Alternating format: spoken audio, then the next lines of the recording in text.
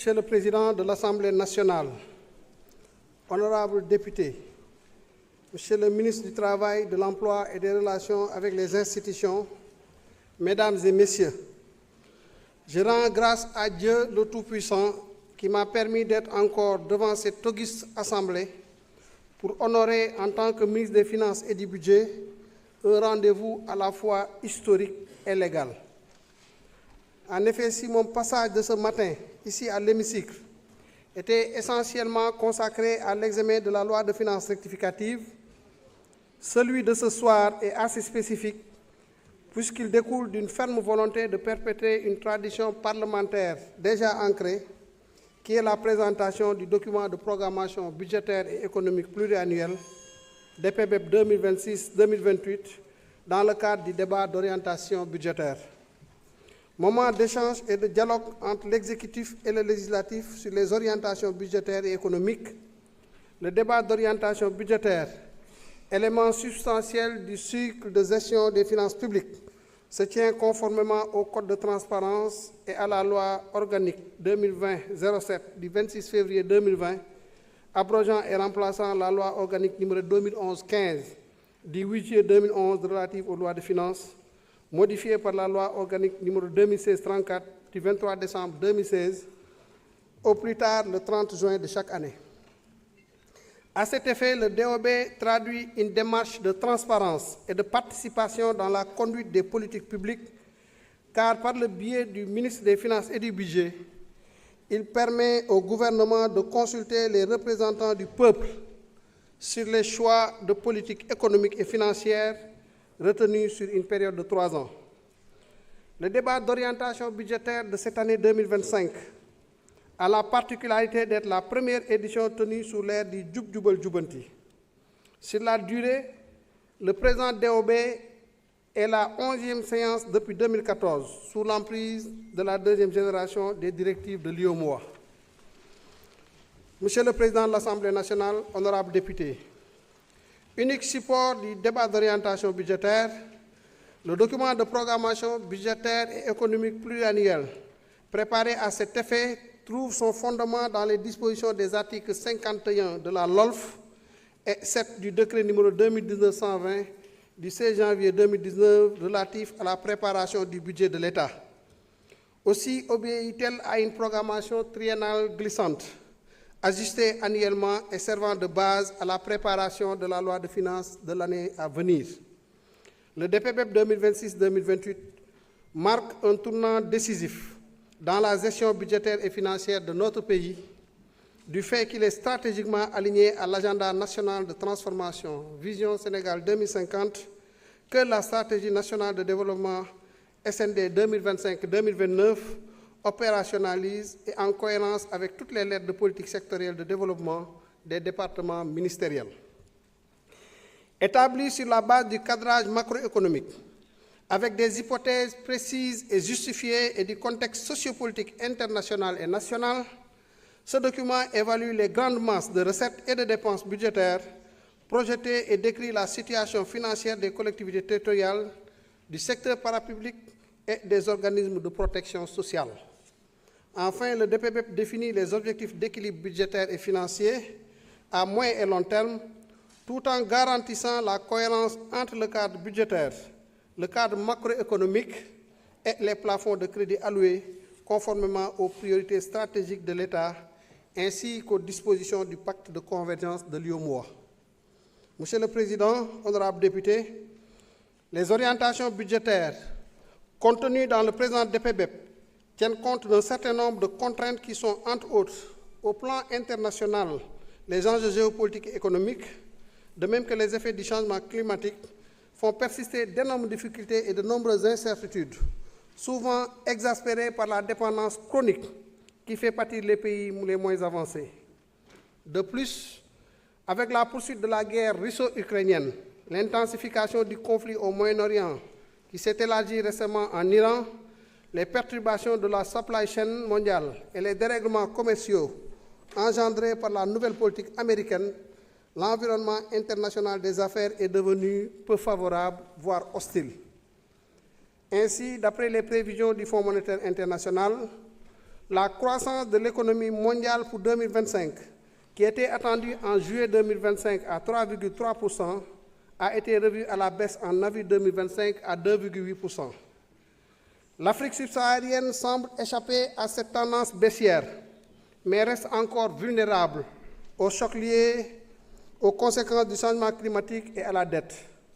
En réalité, la problématique du niveau d'endettement demeure un défi à l'échelle mondiale, avec une dette publique internationale pouvant atteindre les 100% du PIB mondial d'ici la fin de la décennie, d'après le Fonds monétaire international. Au plan interne, le taux de croissance économique est attendu en hausse de 8% en 2025. Au plan interne, le taux de croissance économique attendu à la hausse de 8% en 2025 contre 6,1% en 2024. Cette évolution est soutenue par la progression des secteurs secondaires en liaison avec l'extraction des hydrocarbures. Sur un autre registre, la prise en compte de la nouvelle situation de référence issue du rapport de l'audit des finances publiques sur la période 2019 à fin mars 2024 est un fait marquant pour la nouvelle trajectoire des finances publiques sénégalaises. Au demeurant, cet exercice de transparence et de vérité vis-à-vis des citoyens et des partenaires externes démontre à suffisance la volonté du président de la République, son Excellence M. Bassirou Diomaye Diakhar Faye, à gouverner le Sénégal selon le triptyque Jubal Jubanti, valeur cardinale pour un Sénégal juste, prospère et souverain. Ainsi, l'assainissement en cours de la gestion financière publique et l'éthique qui est attendue des agents publics sont strictement nécessaires pour une administration performante au service des citoyens. Le DPBEP 2026-2028 a également été conçu dans un contexte de tenue d'un dialogue national inclusif et de signature d'un pacte de stabilité sociale entre l'État et les partenaires sociaux. L'innovation majeure de cette année est l'adoption d'une approche de construction consistant à impliquer les organisations de la société civile en amont de l'élaboration du document, ce qui constitue une première au Sénégal et permet de renforcer la transparence et la redevabilité, mais surtout l'effectivité de la participation citoyenne au processus budgétaire. En effet, les orientations sectorielles du présent DPBEP ont été réalisées en étroite collaboration avec la Coalition pour la transparence budgétaire, qui regroupe l'ensemble des organisations de la société civile intéressées par les questions de finances publiques, notamment la Coalition nationale pour le suivi budgétaire et le réseau citoyen pour la transparence budgétaire. Monsieur le Président, honorables députés, vous conviendrez sans doute avec moi que ce DPBEP, caractérisé par un environnement socio-économique particulier, est un marqueur d'espoir avec les jalons déjà posés par le gouvernement sous la conduite de M. le Premier ministre Ousmane Sonko, et ceci malgré une situation difficile ayant nécessité des ajustements à court terme à travers la loi de finances rectificative de l'année 2025. Les recettes et dépenses du DPBEP 2026-2028 sont projetées respectivement à 16 638,7 milliards et 19 364,4 milliards de francs CFA. S'agissant des recettes fiscales, un montant de 14 460,2 milliards est attendu sur la période triennale, 937,2 milliards de francs CFA pour les recettes non fiscales et 117,8 milliards de francs CFA pour les dons budgétaires et 269,3 milliards pour les dons en capital. Ainsi, des attentes légitimes sont portées sur les retombées de l'exploitation du pétrole et du gaz, dont l'entame est déjà prometteuse. En effet, selon le Comité d'évaluation et de prévision des recettes d'hydrocarbures, un montant global de 227,22 milliards est attendu sur la période 2026-2028 en termes de recettes directes issues de l'exploitation des hydrocarbures. Quant aux dépenses du budget général, elles sont évaluées sur la période 2026-2028 à 18 546,2 milliards et comprennent les intérêts de la dette pour 3 982,2 milliards, les dépenses de personnel pour 4 813,1 milliards, les acquisitions de biens et services et transferts courants pour 5 174 milliards, les investissements sur ressources internes pour 1 046,8 milliards, les investissements sur ressources externes pour 3 530,1 milliards. Pour la première année de la période triennale, Les prévisions des dépenses s'établiraient à 6 213,1 milliards, contre 6 580,2 milliards dans la LFR 2025, soit une baisse de 367,1 milliards en valeur absolue et 5,6% en valeur relative.